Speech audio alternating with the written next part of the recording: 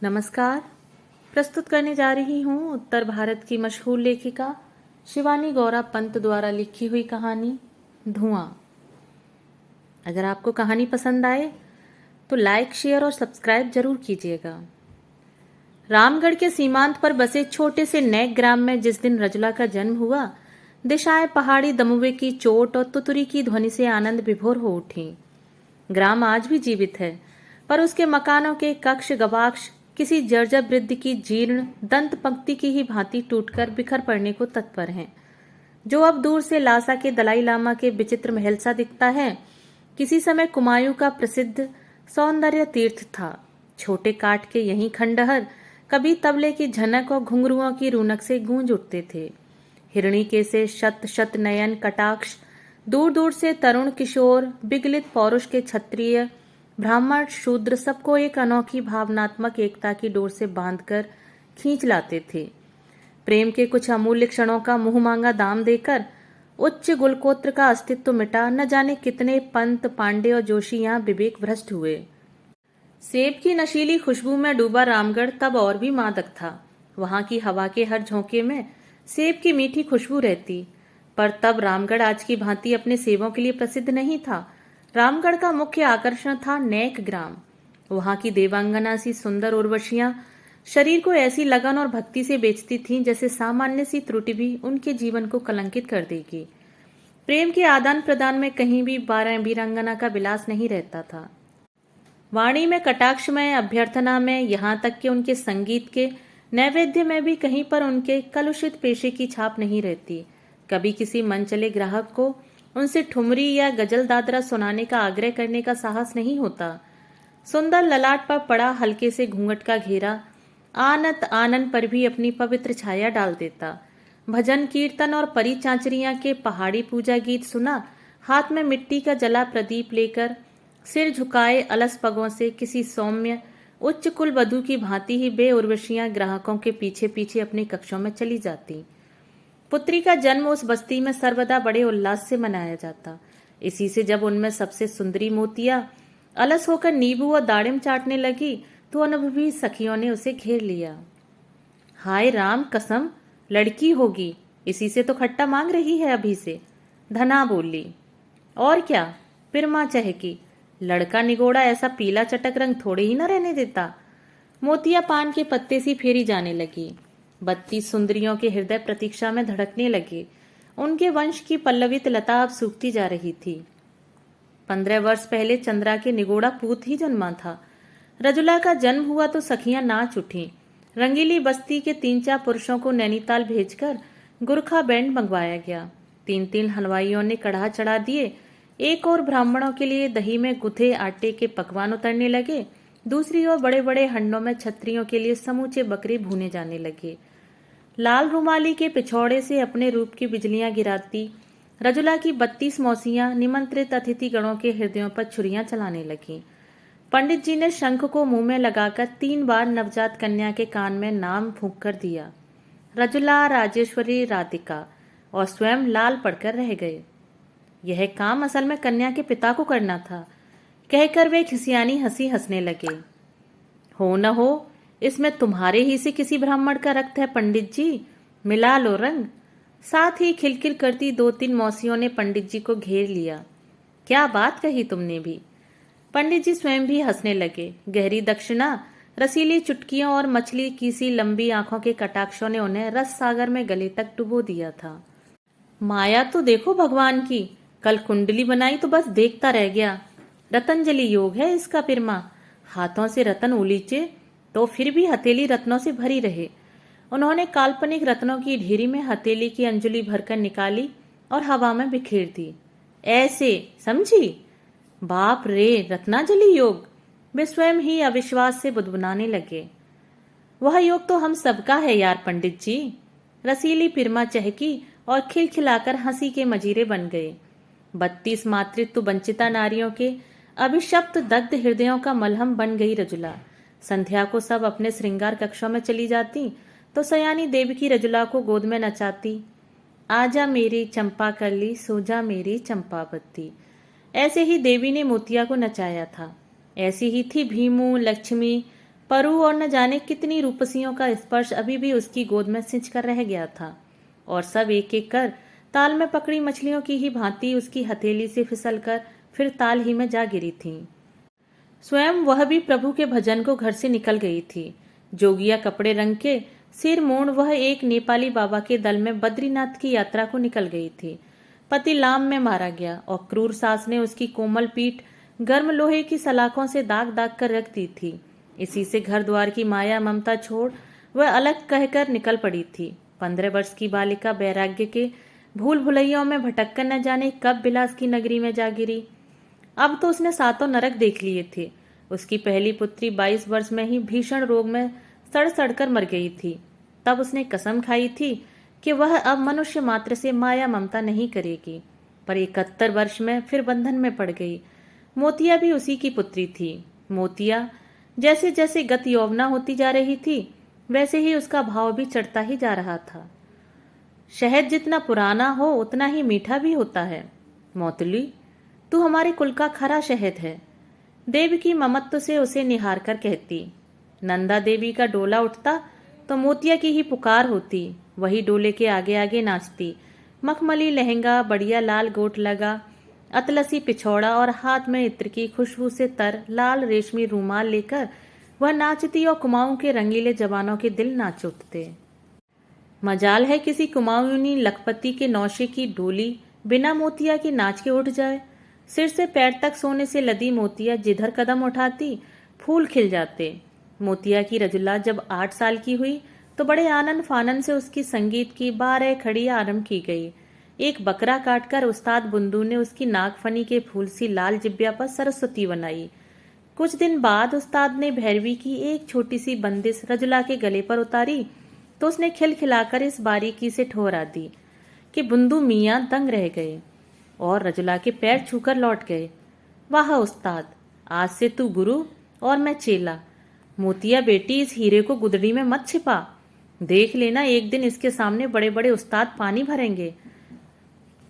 देश भेज इसे, वरना इसकी विद्या गले ही में सूख कर रह जाएगी। हे राम, देश जहां लू की लपटें आदमी को जल भुनकर रख देती हैं, और ऐसी फूल सी बिटिया। 3200 मौसियों के हृदय भर आए, पर बुंदू मियाँ कभी ऐसी वैसी बात नहीं करते। कैसी कैसी विद्या उनके गले में भरी थी। जब बेही रजुला से हार मान गए तो देश ही भेजना पड़ेगा। बुंदू मियाँ की बुआ की लड़की लखनऊ में रहती थी। सुना रियासतों में ही शादी ब्याह के मुजरों का बयाना लेती थी। ग्रामोफोन के डबल रिकॉर्डों में उनका गाया मेघ 50-50 रुपयों में बिकता है। बुंदू मियाँ बोले, अब तुम क्या समझो मेघ, तुमने बहुत हुआ तो गा दिया सीधे सादे ठेके पर कोई भजन या काफी की होली। अरे बड़े बड़े उस्तादों का गाना सुनोगी तो पसीना आ जाएगा। तबले वाला है कि संपे आता ही नहीं, और मुर्गियों के गोरख धंधों में तवलची को फंसाकर छोड़ दिया कि लो बेटा चरो। आखिर तबले वाला हारा, गिड़गिड़ाया, और गाने वालियों ने तान आलाप की रस्सी छोड़ी। संपे आई और तबले वाले की जान बची। समझी, ये है गायकी। बुंदू संगीत का ऐसा विकट चित्र खींच देते कि 32 जोड़ी सरल पहाड़ी आंखें फटी की फटी रह जाती। तब तो मैं जरूर रजुला को देश भेजूंगी। मोतिया ने दिल पक्का कर लिया। उस्ताद जी, जैसे भी हो तुम इसे लखनऊ पहुंचाओ, छोकरी नाम तो कमाएगी। उसने बुंदू मियाँ के पैर पकड़ लिए। बुंदू मियाँ रजला को लखनऊ पहुंचा आए। बुंदू मियाँ की बहन बेनजीर ने रजला को पहले ही दिन से शासन की जंजीरों में जकड़ कर रख दिया। जंगली बुलबुल को सोने के पिंजड़े में चैन कहाँ। कहाँ पहाड़ी आलू बुखारे, आड़े और सेब के पेड़ों पर अटखेलियां, और कहाँ तीव्र और कोमल स्वरों की उलझन और रियाज। 32 मौसियों के लाड़ और देवकी के दुलार के लिए बेचारी तरस तरस कर रह गई। कठोर साम्राज्ञी सी बेनजीर की एक भ्रिकुटी उठती और वह नन्ना सा सिर झुका लेती। मुझे मेरी माँ के पास क्या कभी नहीं जाने दोगी? एक दिन बड़े साहस से नन्ही रजुला ने पूछ ही लिया। प्रश्न के साथ साथ उसकी कटोरी सी आंखें छलक आईं। पगली लड़की, हमारे माँ बाप कोई नहीं होते, समझी? तेरा पेशा तेरी माँ और तेरा हुनर तेरा बाप है। खबरदार, जो आज से मैंने तेरी आंखों में आंसू देखे। रजुला ने सहमकर आंखें पोंछ ली। चंदन का उपटन लगाकर 3-3 नौकरानियां उसे नहलाती। बादाम पीसकर गाय के घी में तरबतर हलवा बनाकर उसे खिलाया जाता और वह रियाज करने बैठती। हिंडोले पर बेनजीर उसके एक एक स्वर और आलाप का लेखा रखती। जौनपुरी, कानड़ा, मालगुंजी, शहाना, ललित, परत जैसी विकट राग रागनियों की विषम सीढ़ियां पार कर वह संगीत के जिस नंदन वन में पहुंची, वहां क्षण भर को 32 मौसियों के लाड़ भीने चेहरे स्वयं ही अस्पष्ट हो गए। वह धीरे धीरे सबको भूलने लगी। अब वह 16 वर्ष की थी। कई बार उसके घर से माँ ने चिट्ठियां भेजी, पर उसे घर जाने की अनुमति नहीं मिली। तंग चूड़ीदार का दिल पसंद रेशम उसकी पतली किशोर टांगों की पिंडलियों को स्पष्ट कर देता। रेशमी कुर्ते के हीरे के बटन जगमगाकर देखने वाले की दृष्टि बरबस उस सलोने चेहरे पर जड़ देते। किशोरी बनाते बनाते जैसे विधाता ने उसे फिर बचपन लौटा दिया था। छरहरे शरीर पर उभार और गोलाई नाम मात्र को थी, जैसे नव तारुण्य स्पर्श मात्र बनकर लौट गया हो। आंखें बड़ी नहीं थी, किंतु काले भंवरे सी पुतलियां चंचल तितलियों सी थिरकती रहती। गालों की दोनों हड्डियों ने बड़े ही मोहक ढंग से उठकर चेहरे को कुछ कुछ मंगोल सा बना दिया था। नाक भी छोटे से चेहरे के ही अनुरूप थी, एकदम छोटी सी। बादाम, रोगन और बटेर का शोरबा भी छरहरे शरीर को अधिक पुष्ट नहीं कर सका, किंतु उस सुंदरी बालिका का सौंदर्य ही उसके उड़नछू व्यक्तित्व में था। लगता था यह मानवी नहीं, स्वर्ग की कोई स्वप्न सुंदरी अप्सरा है, हाथ लगाते ही उड़ जाएगी। बेनजीर इसी से उसे बड़े यत्न से रुई की फांकों में सहेज कर रखती थी। वह उसकी कोहिनूर हीरा थी, जिसे न जाने कब कोई दबोच ले। रजुला भी उसका आदर करती थी, किंतु स्नेह, भयंकर प्रतिहिंसा की ज्वाला की भभक थी उसके हृदय में। बस चलता तो छुरा ही भोंक देती। बेनजीर की हवेली के बगल में सटी एक और हवेली थी, सेठ दादूमल की। ठीक रजुला के कमरे के सामने ही छोटे सेठ का कमरा था। बहुत वर्षों तक सेठ जी मारवाड़ में रहने के पश्चात हाल ही में पुत्र का विवाह कर हवेली में लौट आए थे। एक दिन रजुला ने देखा छोटे सेठ के कमरे का नीला पर्दा ऊपर उठा है और एक काली भुजंग सी औरत अपनी मोटी कदली स्तंभ सी जंघा पर एक सांवले युवक का माथा रखकर उसके कान में तेल डाल रही है। युवती इतनी काली और मोटी थी कि रजुला को जोर से हंसी आ गई। हड़बड़ाकर युवक उठ बैठा।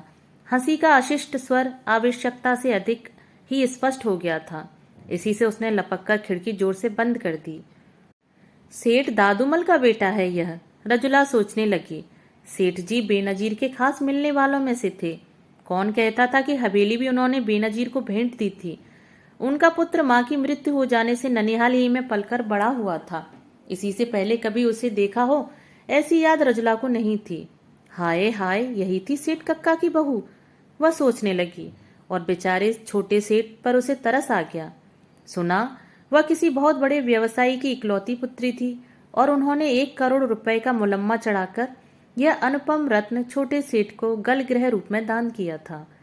रजुला को उस दिन सपने में भी छोटा सेठ ही दिखता रहा। कैसा सजीला जवान था, फिनले की मिही धोती ही बांधे था, ऊपर का गठीला बदन नंगा था और गले में थी एक सोने की चैन। और कोई ऐसे सोने का लॉकेट पहन लेता तो जनखा लगता, पर कैसा फब था। 16 वर्ष में पहली बार पुरुष के रहस्यमय शरीर की इस अपूर्व गठन ने रजुला को स्तब्ध कर दिया। हाय हाय, छाती पर कैसे भालू के से बाल थे। जी में आ रहा था कि वह अपनी चिकनी हथेली से एक बार उस पुष्ट वक्ष स्थल को सहला ले। कलाई कैसी चौड़ी थी, जैसे शेर का पंजा हो। फिर तो रोज ही छोटा सेठ उसे दिखने लगा। जानबूझकर ही वह खिड़की के पास खड़ी होकर चोटी गूंथती, कभी संतरे की रसीली फांक को चूस चूस कर अपने रसीले अधरों की लुनाई को और स्पष्ट कर देती। पुरुष को तड़पा तड़पा कर अपनी ओर खींचने की ही तो उसे शिक्षा दी गई थी। जैसे काली कसौटी पर सोने की लीक और भी अधिक स्पष्ट होकर दमक उठती है। बदसूरत नई सेठानी को नित्य देखती छोटे सेठ की तरुण कला पारखी आंखों की कसौटी में रजुला सोने की लीक सी ही दमक उठी। वह संतरा चूस चूस कर नन्हे से होठ फुला फुलाकर फांक छोटे सेठ की ओर बढ़ाकर दुष्टता से आंखों ही आंखों में पूछती, खाओगे? वह दीन याचक सा दोनों हाथ साध कर फांक पकड़ने खड़ा हो जाता तो वह चट से फांक अपने मुंह में डाल उसे ठेंगा दिखाकर खिड़की बंद कर देती। छोटा सेठ खखारता, खांसता, गुनगुनाता और उसकी हर खखार, खांसी और गुनगुनाहट में उसके प्राणी चित्त की व्याकुलता स्पष्ट हो उठती, जैसे कह रहा हो, खिड़की खोलो वरना मैं मर जाऊंगा। आईने में अपने हर नैन नक्श को संवारकर धीरे धीरे खिड़की का मुंदापट खोलकर रजुला मुस्कराती और बादलों में छिपी स्वयं चंद्रिका ही मुस्करा उठती। प्रणय का यह निर्दोष आदान प्रदान छोटी सेठानी और बेनजीर की जासूसी दृष्टियों से बचकर ही चलता। जिस किशोरी के लावण्य को बेनजीर के यूनानी नुस्खे भी पुष्ट नहीं बना सके थे, उसे छोटे सेठ की मुग्ध दृष्टि ने ही जादू की छड़ी से फिरकर अनुपम बना दिया। गालों पर और ललाई आ गई, आंखों में रस का सागर हिलोरें लेने लगा, जाने अनजाने कटाक्ष चलने लगे और रसीले अधर किसी के निर्मम स्पर्श तले कुचलकर अपना अस्तित्व खो बैठने को व्याकुल हो उठे। एक बार शहर में बहुत बड़ी सर्कस कंपनी आई थी। बेनजीर ने अपने दल के लिए टिकट खरीदे, पर्दे तानकर फिनट जोत दी गई। बिना पर्दे के बेनजीर की हवेली का परिंदा भी हवा में नहीं चहक सकता। तब चैक की कोठे वालियों की आंखों में भी ऐसी सौम्यता थी जो अब दुर्भाग्य से उच्च कुल की वनिताओं की दृष्टि में भी नहीं रही है। उनकी वेशभूषा की शालीनता बड़े बड़े घर की बहु बेटियों की श्रृंगार शालीनता को मात करती थी। मजाल है कि कुर्ते का गला जरा सा भी नियत सीमा को लांघ जाए, गर्दन की हड्डियों तक पर्दे में दुबकी रहती। ऐसे ही शालीन लिबास में बेनजीर ने रजुला को सजा दिया। उसकी छोटी छोटी असंख्य गढ़ वाली चोटियां कर उसकी न्यारी ही छवि रचा दी। वह पहाड़ी हिरनी थी। पहाड़ी दिखने में ही उसका सौंदर्य सार्थक हो उठेगा। चूड़ीदार के बदले उसने आज 16 गजी मगजीदार ऊंचा लहंगा पहना था, जिसकी काली मगजी से पाजेब छमकाते उसकी लाल लाल एड़ियों वाले सफेद पैर 2 पालतू कबूतर से ही ठुमक रहे थे। कानों में बड़े बड़े कटावदार झुमके थे और गले में भी पहाड़ी कुंदनियां चंपाकली। इस श्रृंगार के पीछे भी बेनजीर की शतरंजी चाल थी। आज वह बलिया ताल्लुकेदार और मन चले रईसजादों की भीड़ के बीच रजुला के रूप की चिंगारी छोड़कर तमाशा देखेगी। कौन होगा वह माई का लाल जो मुंह मांगे दाम देकर इस अनमोल हीरे को खरीद सकेगा। वह रजुला को लेकर सर्कस के तंबू में पहुंची कि साइकिल चलाता भालू, चरखा चलाता शेर और नंगी जांघों के दर्पण चमकाती सर्कस सुंदरियां फीकी पड़ गईं। सबकी आंखें रजुला पर गड़ गईं। रजुला ने पहले कभी सर्कस का खेल नहीं देखा था। इसी से खेल शुरू हुआ तो वह जो करके सस्ते मजाक देखकर पेट पकड़ पकड़ कर हंसती हंसती दोहरी हो गई। कभी शेर की दहाड़ सुनकर भय से कांपती बेनजीर की गद्दीदार ऊंची छाती पर जा गिरती और शेर को मार गिराने को कितने ही तरुण कुमरों की भुजाएं फड़कने लगती। सेठ दादूमल का बेटा भी अपनी भौड़ी भुजंगिनी को लेकर तमाशा देखने आया था, पर उसकी दृष्टि सर्कस के शेर भालुओं पर नहीं थी। वह तो रजुला को ही मुग्ध होकर देख रहा था। रजुला ने भी देखा और मुस्कराकर गर्दन फेर ली। छोटा सेठ तड़प गया। कहाँ लाल बही खातों के बीच उसका शुष्क जीवन और कहाँ यह सौंदर्य की रसवंती धारा। वह घर लौटा तो रजुला की खिड़की बंद थी। मन मारकर लौट गया और जब उसकी सेठानी अपनी पृथुल तौंद हिलाती खर्राटे भरने लगी तो वह फिर ऊपर चला आया। रजुला के कमरे में नीली बत्ती जल रही थी। खिड़की खुली थी। एक एक कर अपने पटांबर उतारती वह गुनगुना रही थी। छोटे सेठ का दिल धौंकनी सा चलने लगा। कैसी गोल गोल बाहें थी। शंख सी ग्रीवा पर पड़ी लाल लाल मूंगे की माला किस बाँ के अंदाज में उठ उठकर गिर रही थी। उसने ओढ़नी भी उतार दी। छोटा सेठ सौंदर्य सुषमा की इस अनोखी पिटारी को आंखों ही आंखों में पी रहा था। वह थोड़ा और बड़ा और पर्दा हटाकर निर्लज्ज प्रणय विभोर याचक की दीनता से खड़ा हो गया। रजुला भी पलटी। उसका चेहरा कानों तक लाल पड़ गया। ऐसी मुग्ध दृष्टि से उसका यह पहला परिचय था। आज ठेंगा दिखाकर वह खिड़की बंद नहीं कर सकी। बड़े बदतमीज हैं आप जी। कृत्रिम क्रोध से गर्दन टेढ़ी कर उसने कहा, क्या नाम है आपका? क्यों, क्या थाने में रपट लिखवानी है? तो यह भी लिखवा देना कि इसे फांसी के तख्ते पर झूलना भी मंजूर है, पर यह इस खिड़की को नहीं छोड़ सकता। आधा धड़ ही उसने खिड़की से इस तरह लापरवाही से नीचे को लटका दिया कि रजुला अपनी हथेली को ओठों पर लगाकर हल्के स्वर में चीख उठी, हाय हाय, करते क्या हैं, गिर जाइएगा। आपकी बला से यहाँ सारी सारी रात खिड़की से लटक लटक कर काट दी है। सचमुच ही उसने दुर्दमनीय साहस से उचककर खिड़की की मुडेर पर आसन जमा लिया और दोनों लंबी लंबी टांगें बाहर को झुला दी। रजुला की खिड़की और उसकी खिड़की के बीच कोई 2-1 गज का फासला था, किंतु बीच में थी भयानक खाई। कोई गिरे तो चुनकर भी हड्डियां न मिले। रजुला की खिड़की पर बाहर को निकली एक चौड़ी सी सीमेंट की पार्टी सी बनी थी। उसने बड़े शौक से ही उसे अपने पालतू कबूतरों के लिए बनवाया था। वह उसी पर झुक गई। क्या नाम है जी आपका छोटे सेठ? हंसकर रजुला ने अपने पेशे का प्रथम कटाक्ष फेंका। लालचंद। और तुम्हारा? हाय हाय, जैसे जानते ही नहीं। मैं तुम्हारा एक ही नाम जानता हूँ और वह है रज्जी। तुम्हारी अम्मी तुम्हें पुकारती जो रहती हैं। कभी आओ ना हमारे यहाँ। आपके यहाँ? रजुला जोर से हंसी। सेठानी मुझे झाड़ी मारकर भगा देगी, आप ही आइए ना। रात्रि के आज स्पष्ट आलोक में उसका यह मीठा आह्वान लालचंद को पागल कर बैठा। सच कहती हो, आ जाऊं, लगा दूं छलांग? आए हैं बड़ी छलांग लगाने वाले, पैर फिसला तो सड़क पर चित्त ही नजर आएंगे। रजुला ने अविश्वास से अपने होठ फुला फुलाकर कहा। वह इतना कहकर संभली भी न थी कि छोटा सेठ सचमुच ही बंदर की सी फुर्ती से उसकी बित्ते भर की मुडेर पर कूदा और लड़खड़ाकर उसी पर गिर पड़ा। रजुला के मुंह पर हवाइयां उड़ने लगीं। हाय हाय, अगर यह गिर जाता तो? वह सोच सोचकर कांप गई। उसका सफेद चेहरा देखकर लालचंद ठठाकर हंस पड़ा। कहो, लगाई ना सरकसी छलांग? हाय हाय, कितनी जोर से हंस गए आप। अम्मी ने सुन लिया तो मेरी बोटी बोटी कुत्तों से नुचवा देंगी। इतनी रात को मेरे कमरे में आदमी? उसकी आंखों में बेबसी के आंसू छलक उठे। लो, कहो तो अभी चल दूं। वह साहसी उद्दंड युवक फिर छलांग लगाने को हुआ तो लपक कर रजुला ने दोनों हाथ पकड़कर रोक लिया। एक दूसरे का स्पर्श पाकर दोनों क्षण भर को अवश पड़ गए। रजुला ने आंखें मूंद ली। यह उसके जीवन का एकदम ही नया अनुभव था। लालचंद ने उसे बढ़कर बाहों में भर लिया। जानती हो रज्जी, मैं कब से तुम्हारे लिए दीवाना हूं। जब तुम गाती थी मैं इसी खिड़की पर कान लगाए सुनता था। तुम चोटी गूंथती थी तो मैं छिप छिप कर तुम्हें देखता था। तुम अपनी शरबती आंखों में सुरमा डालती थी और मैं। बस कीजिए, उफ। कांप कांप कर रजुला उसकी बाहों में खोई जा रही थी, गलती जा रही थी जैसे गर्म आंच में धरी मक्खन की बट्टी हो। नहीं नहीं, आज नहीं, यह सब नहीं। वह उसके लोह पाश में नहीं नहीं कहती सिमटती जा रही थी। एकाएक स्वयं ही लालचंद ने बंधन ढीला छोड़ दिया। अच्छा रज्जी, कोई बात नहीं, पर याद रखना मैं फिर कल आऊंगा। दोनों हाथों से उसका मुंह थामकर लालचंद झुका। अधर स्पर्श करने का उसे साहस ही नहीं हुआ। हे भगवान, यह तो उसकी तिजोरी के ऊपर टंगी स्वयं साक्षात लक्ष्मी का सा चमकता रूप था।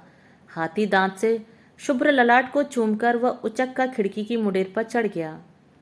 हाय हाय, ऐसे मत कूदिए। बेकल सी होकर रजुला पीछे पीछे चली आई। बड़ी ममता से, बड़े दुलार से निहार कर लालचंद ने एक ही छलांग में दूरी पार कर ली। पलक मारते ही वह अपने कमरे में खड़ा मुस्करा रहा था। इसी सदी छलांग ने रात, आधी रात, वर्षा, तूफान, ओले सबको जीत लिया। लालचंद का साहस दिन दुगना और रात चौगुना बढ़ने लगा। 3 महीने बीत गए। छोटी सेठानी मायके चली गई थी। अब पूरी आजादी थी। दोनों अभी प्रेम से चहकते इन कबूतरों के जोड़े से थे जिन्हें बंधन का कोई भय नहीं था। भूत और भविष्य के काले बादलों से उनके जीवन का आकाश अभी तनिक भी नहीं घिरा था। खिड़की के पास दोनों बाहें फैलाए रजुला खिलखिलाकर कभी सहसा पीछे हट जाती और भर भरा कर लालचंद पलंग पर ही औंधा गिर पड़ता।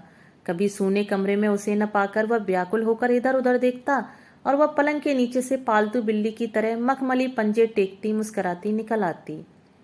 कभी तेरी अम्मी पकड़ ले तो? वह अपनी गोदी में लेटी रजुला के सलोने चेहरे से अपना चेहरा सटाकर पूछता। तो क्या कह दूंगी? यह चोर उचक्का मुझे छुरा दिखाकर कह रहा था, खबरदार जो शोर मचाया। बता, तेरी अम्मी चाबी कहाँ रखती है? हाँ, यही तो कहेगी तू, आखिर है तो। कहकर वह दुष्टता से मुस्करा उठता। पेशे का अस्पष्ट उल्लेख भी उसे कुंभला देता। वह उदास हो जाती और लाख मान मनब्बलों में पूरी रात ही बीत जाती। कभी मुल्ला की अजान से ही दोनों अचकचा कर जागते और क्षण भर में छलांग लगाकर वह लौट जाता। कल तेरी अम्मी भी तो मलिहाबाद जा रही है, मैं 7 ही बजे आ जाऊंगा रज्जी, उसने कहा। पर वह कल कभी नहीं आई। लालचंद के रसीले चुंबनों के स्पर्श से धुले रजुला के अधर अभी सूखे भी नहीं थे कि 3 महीने में पहली बार बांका लालचंद अपनी सरकसी छलांग न जाने कैसे भूल गया। उसकी सधी छलांग खिड़की तक पहुंचकर ही फिसल गई धमाके के साथ, और वह 6 मंजिले से एकदम पथरीली सड़क पर गिरा और एक हृदय भेदी चीत्कार से गलियां गूंज गईं। पागलों की तरह रजुला शायद स्वयं भी खिड़की से कूद जाती, पर न जाने कब बंद द्वार भड़बड़ाकर चिटकनी सटकाकर स्वयं अम्मी उसे पकड़कर खड़ी हो गईं। पागल लड़की, मैं जानती थी कि तेरे पास कोई आता है। तेरे बदन से मर्द के पसीने की बू को मैंने सूंघ लिया था। ठीक हुआ अल्लाह ने बेहया को सजा दी। आज ही मैं छिपकर उसे पकड़ने को थी, पर अल्लाह ताला ने खुद ही चोर पकड़ लिया।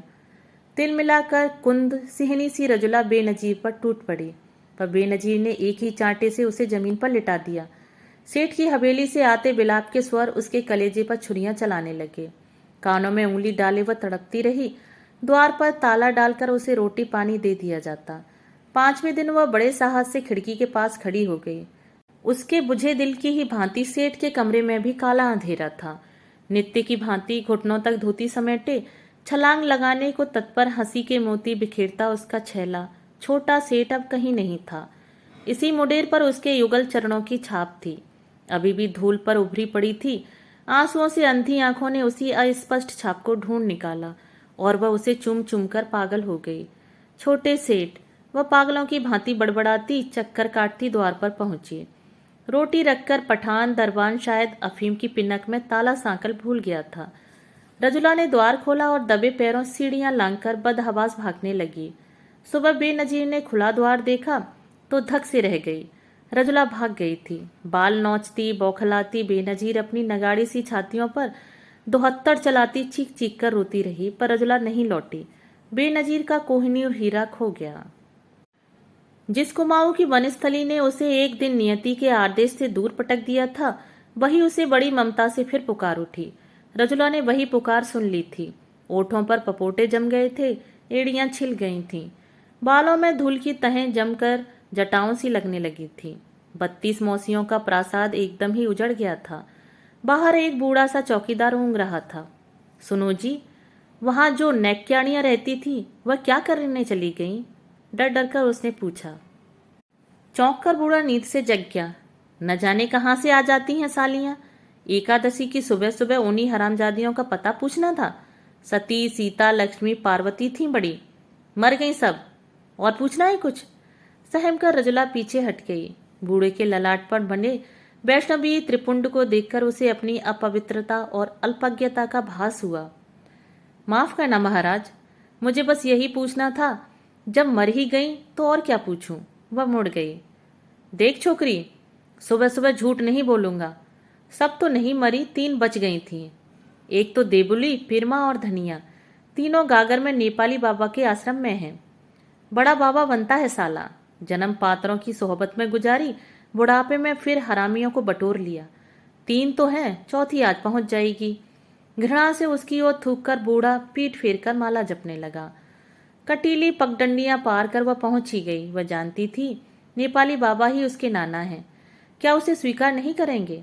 उनके चरणों में पड़ी ईश्वर भजन में ही वह भी जीवन काट लेगी। धूनी के धुआं को चीरकर वह गुफा में जा पहुंची। उसके चेहरे को देखकर ही उसे सबने पहचान लिया। मोतिया का ठप्पा ही तो था उसके चेहरे पर। बूढ़ी देवा ने उसे टटोल टटोल कर ही देखा। उसकी आंखें जाती रही थीं। प्रेमा के सौंदर्य को समय भी नहीं छीन सका था और धना मौसी को अभी भी रजुला के बचपन की एक एक घटना याद थी। बाबा गोरखपंथी थे, इसी से सबको कनफड़ा वालियां पहनाकर दीक्षा दे दी थी। जिन कानों में बेनजीर के पन्ना पुखराज और नीलम झूलते थे, उन्हीं में सींग के बड़े बड़े कनफड़ा बाले लटकाकर रजुला ने भी एक दिन जिद कर दीक्षा ले ली। कभी वह धूनी रचाती, कभी प्रसादी बनाती और कभी देवा आमा की बात से लुंज पुंज देह पर डोलू की जड़ी गरम का सेंक करती। कभी कभी नेपाल, गढ़वाल और तिब्बत से आए गोरखपंथी साधुओं के अखाड़े आ जुटते, दल से गुफा भर जाती और भंडारे की धूम के बाद झांझ, खड़ताल और मजीरे के साथ स्वर लय विहीन गाने चलते।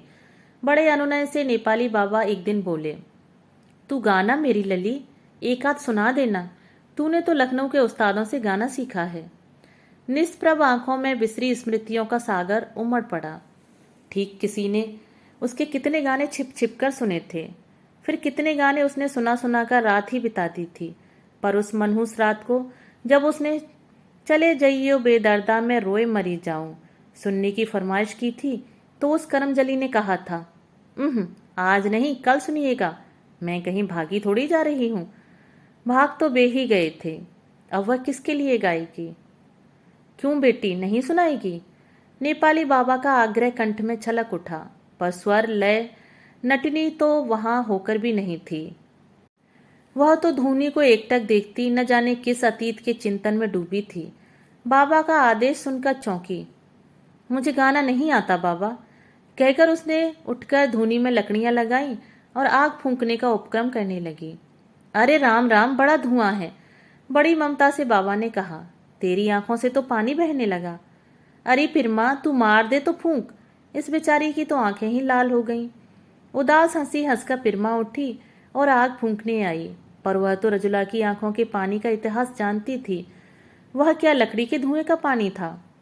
भोले बाबा से वह कैसे कहे कि इस धूनी को फूंक फांक कर तो वह धुआं मिटा देगी, पर जो उस छोकरी के हृदय में निरंतर एक धूनी धधक रही है, उसका धुआं भी क्या वह फूंक मारकर हटा सकेगी?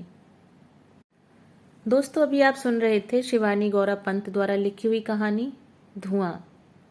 मिलते हैं एक नई कहानी के साथ। धन्यवाद।